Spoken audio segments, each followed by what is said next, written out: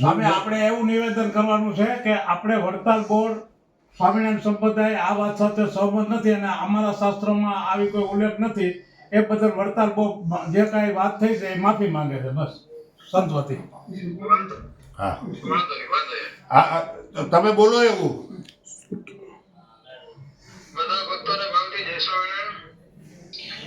આજે વીરપુર જે જલારામ બાપાનો જે અમારે કેટલો રાણા સાધુએ બોલીને જે બફાટ કર્યો છે એ મારા શાસ્ત્રમાં ક્યાંય ઉલ્લેખ નહીં. એ બદલ વડતાલ સંસ્થા આ સાધુ બદલ જે આવી ભૂલ કરી છે એ ભૂલ બીજી વખત પુનરાવર્તન નહીં કરે એની બાહેંધરી આપે છે. અને આ જે થઈ ગયું છે બહુ ખોટું થયું છે એ વડતાલ સંસ્થા પૂરી રીતે જાણે છે. એટલે અહીંના અમારા બધા સંતો અને હરિભક્તોને આ બાબતનું દુઃખ છે. ભવિષ્યમાં આવું ક્યારેય નહીં થાય એની બાહેંધરી આપે છે. જય સ્વામિનારાયણ. સ્વામી, આપણે જ્ઞાન સ્વરૂપ સ્વામી વીરપુર આવી અને બાપાને દર્શન કરીને માફી માગશે. એ આવી જાય કીધું.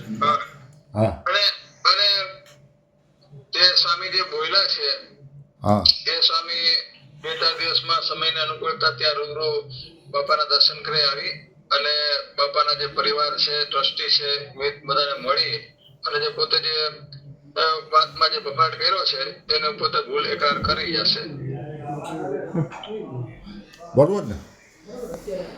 આવી ગયું.